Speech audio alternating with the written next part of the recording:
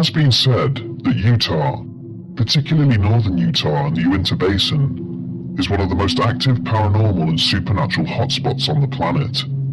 Everything from unidentified lights in the sky to weird humanoid figures and even Bigfoot have been spotted in the region. It has a long history of high strangeness, accounts which date back to the earliest of human settlements. 3 out of every 4 people in this part of the state have experienced something out of the ordinary, and for many others just passing through, there is a palpable feeling that those dusty roads and bleak landscapes hide something of a dark secret. Much of the strange activity is concentrated in and around the basin, but some believe that within that radius there is an epicenter, from which all these bizarre phenomena seem to manifest. A beautiful 480-acre ranch situated about 100 miles due east of Salt Lake City. As with any other acreage, it traditionally adopts the name of the current owner, but over time, it has come to be known by another. The Utes believe this ranch to be the focal point of a curse placed on them by the Navajo.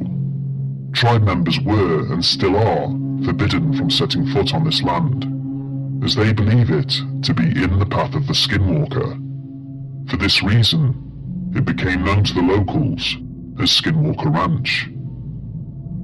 Throughout the latter half of the 20th century, Skinwalker Ranch was owned by a family, which has long remained anonymous in this mysterious saga.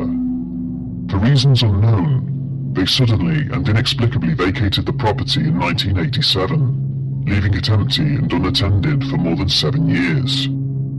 That was until 1994, when it was purchased by Terry and Gwen Sherman. Along with their 2 children, the couple believed that they had found their dream home. The remote property was bordered to the north by a high ridge, which overlooked its sprawling green pastures, wild thickets of woodland, and its flowing creek to the south. The entire estate exuded an almost tranquil beauty that was not lost on the Sherman family. Terry was a high-end cattle breeder, and he hoped that the ranch would provide the space, privacy and security he needed to take what was not only his hobby, but his livelihood to the next level. He had bought the ranch for an extremely favorable price, far less than what it was worth, and when he signed the paperwork, he accepted the deeds with an excited, disbelieving look in his eyes.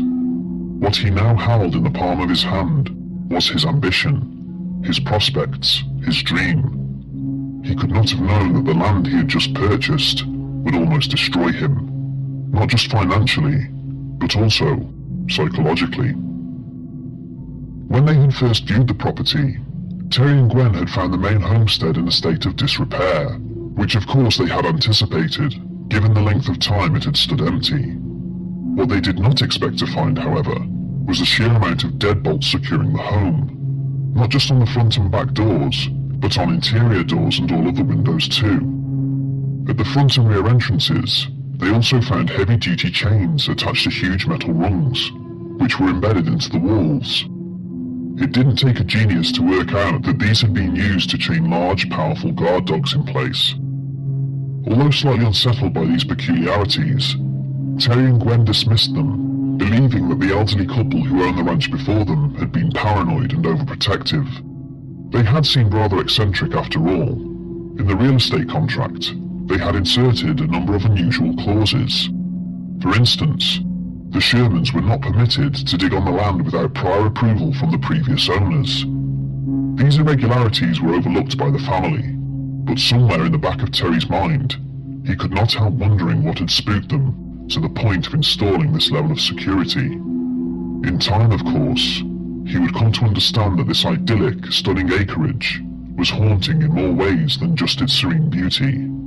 And in fact, the weirdness began almost straight away. On the first day of moving in, the Sherman family were unloading a truck in front of their new home when they spotted something on the far side of the pasture to the south. As it closed the distance, they could see that it was a wolf, which was loping gracefully towards them in a series of S-turns. This immediately set Terry on guard, but it wasn't just the presence of the wolf that concerned him. Scaling it against distant fence posts and bushes, he could see that this animal was at least 3 times the size of an average wolf. but its behaviour was oddly disarming. It seemed nonchalant, friendly even rather than aggressive, slowing down and then stopping about 50 yards away. It sniffed the air and gazed at the family with intelligent, piercing blue eyes before continuing on, casually padding towards them without a care in the world. It seemed entirely tame. It wagged its tail as it approached, and Terry's father, who had been helping unload the truck, bravely reached out to stroke the huge beast. Sherman Sr. stood over 6 feet tall, and even though he was a big man, its head easily came up to the top of his shoulder. It quickly became clear that despite the wolf's intimidating size and appearance, it meant no harm. The rest of the family relaxed and walked over to greet their strange visitor. Maybe it's somebody's pet, Terry ventured, glancing nervously at the corral about 70 feet to his left, and wondering if it had been wise to move some of his herd onto the ranch so soon. Inside of the pen stood 4 of his breeding cows and as many calves. They were all clearly troubled by the wolf's presence, except for one curious youngster, which was sticking its head out between the metal bars, watching the scene unfold. Almost as soon as Terry had realized the danger, the wolf had bounded across the short distance and now had its huge jaws clamped around the calf's head. The young cow bleated and thrashed wildly as the wolf tried to drag it out of the pen. Terry grabbed an axe handle from the back of his truck and rushed over, beating the huge animal's flanks and kicking at its hind legs, but the wolf paid no attention and refused to let go.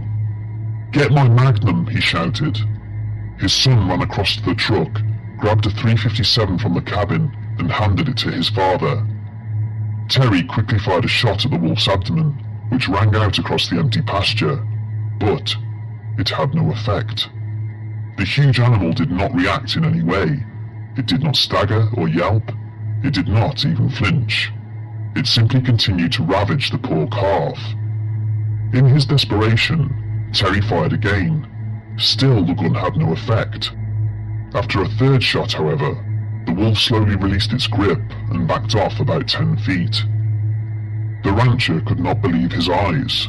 Very few animals could have survived 3 shots from a .357 Magnum at point-blank range, but this wolf was somehow not even wounded. There was no blood anywhere on its coat.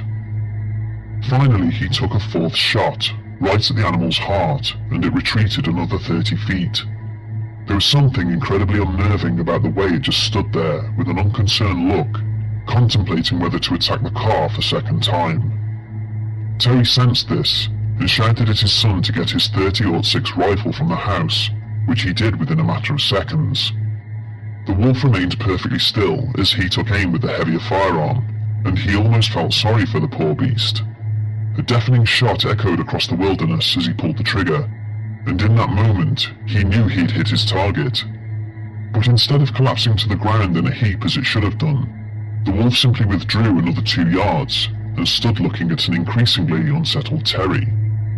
He quickly took another shot, and this time he saw a chunk of flesh detached from the animal, but even this did not put it down. The wolf took a last unhurried look at the calf, then turned and trotted back in the direction it came from. Terry was dumbfounded. He knew he could not allow a large predator to remain on his land if he intended to breed cattle, so he called to his teenage son, and the 2 of them proceeded to go after it.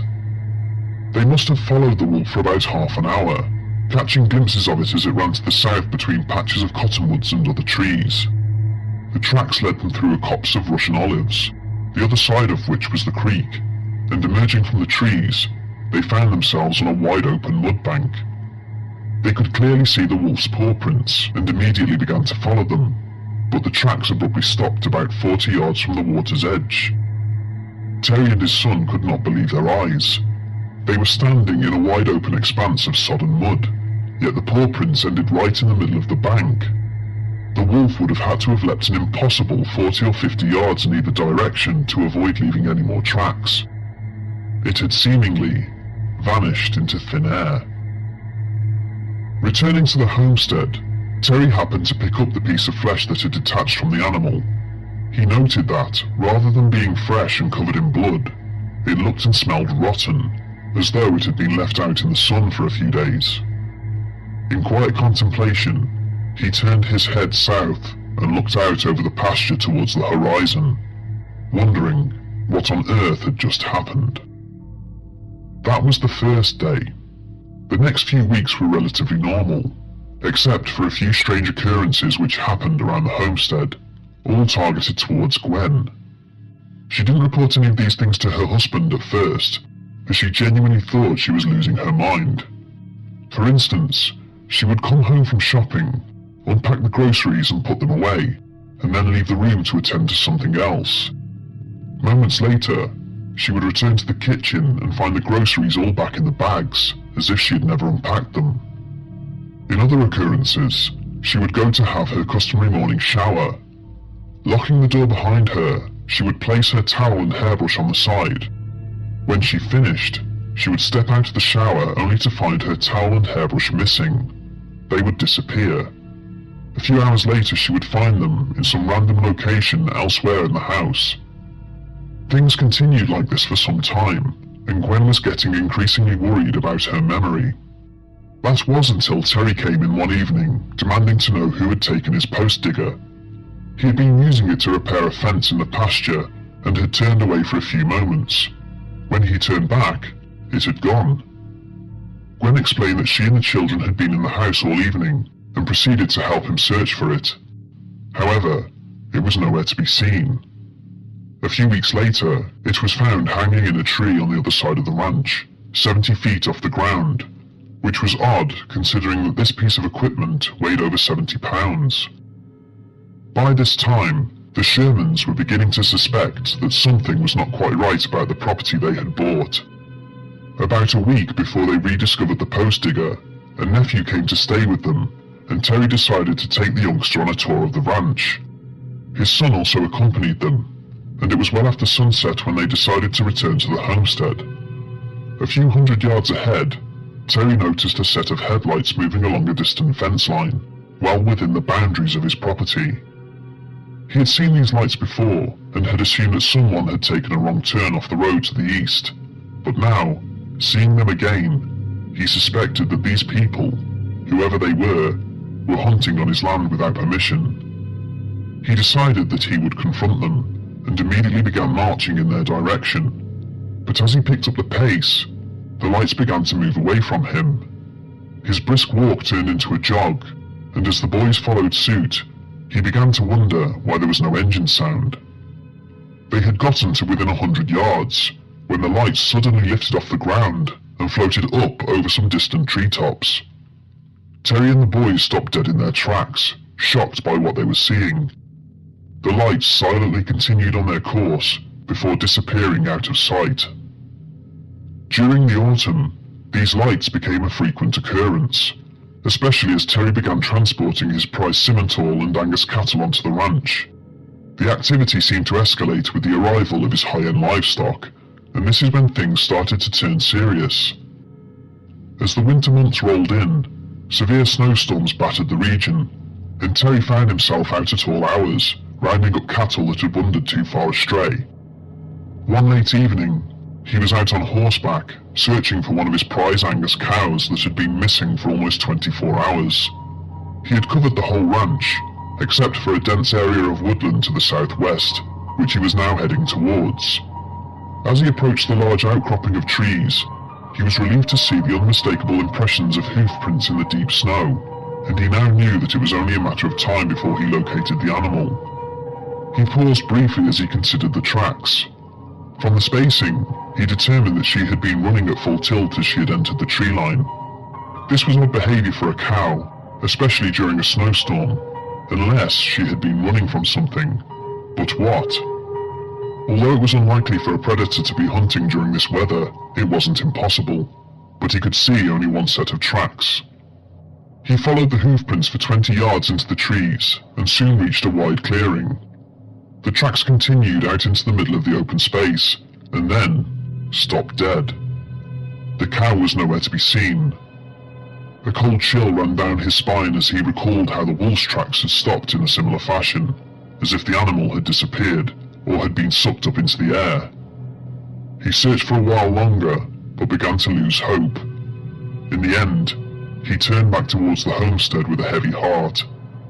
The only thing Terry loved more than his cattle was his family, and to lose a single cow or bull was not only financially devastating, it was also heartbreaking. He had a profound sense of pride in the breeding and rearing of each of his animals. Over the course of the winter, 4 more of his prized cows and bulls would disappear in a similar fashion. Terry began to spend many nights outdoors, sticking to the shadows and creeping around his property like a spectre, trying to get the drop on who was taking his cattle. Unfortunately for him, whoever or whatever it was always seemed to be 2 steps ahead. The lights seen on his land were now commonplace, but he could only ever view them from a distance, never up close. No matter how silently he tried to creep towards them, they would simply move away as if they knew he was there. But then, in the early hours of one morning, after yet another fruitless night, he was making his way back towards the homestead, when a movement in the periphery of his vision suddenly caught his attention. To his utter shock, he saw a black mass hovering over the ground about 100 yards to his left, silhouetted against the pale white snow.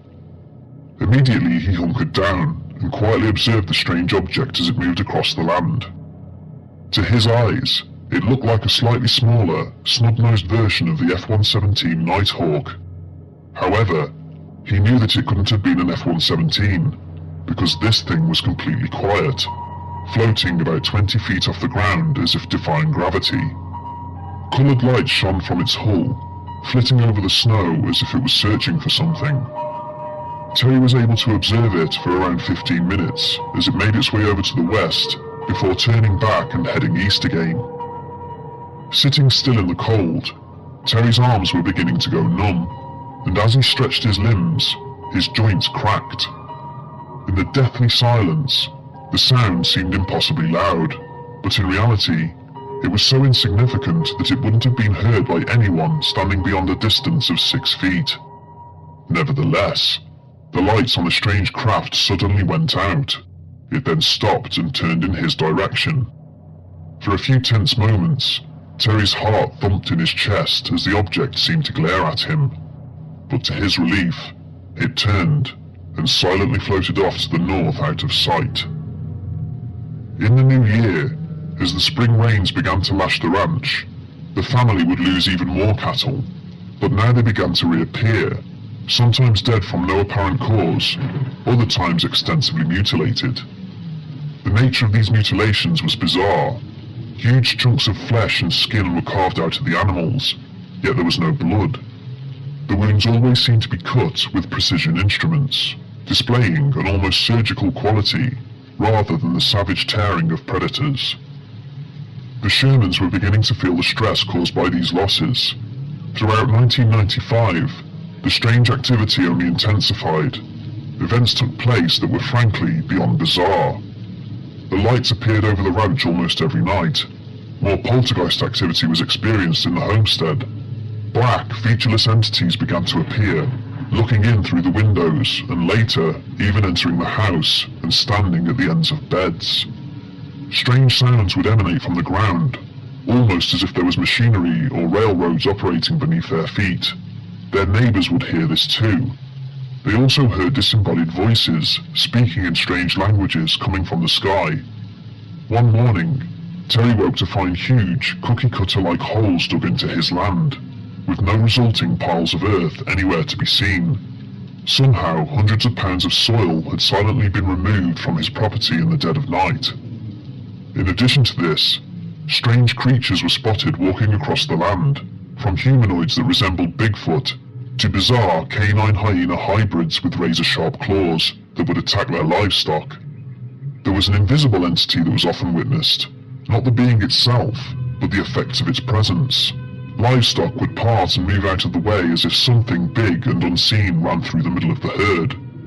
Water in the canal would be displaced, as if large invisible feet were stomping through it. Another, smaller creature was witnessed that seemed to be shrouded in some sort of cloaking device, much like the alien entity from the movie Predator. Stationary orange lights were seen in the sky, which were different to the other ones Terry often witnessed moving in the distance. The first time he saw one of these anomalies, he was sitting out on his porch on a warm summer evening, when something suddenly appeared in the sky about a mile away from his position. He had been cleaning his rifle earlier on in the day, and a high-powered scope just happened to be nearby. He grabbed it and proceeded to view the object through the telescopic sight, and what he saw left him sitting there, mouth agape. The orange object looked like some sort of portal, and at its center, he could see an opening. On the other side of that opening was a blue sky, even though the sun had long since set. In his mind, it looked like a gateway to another place.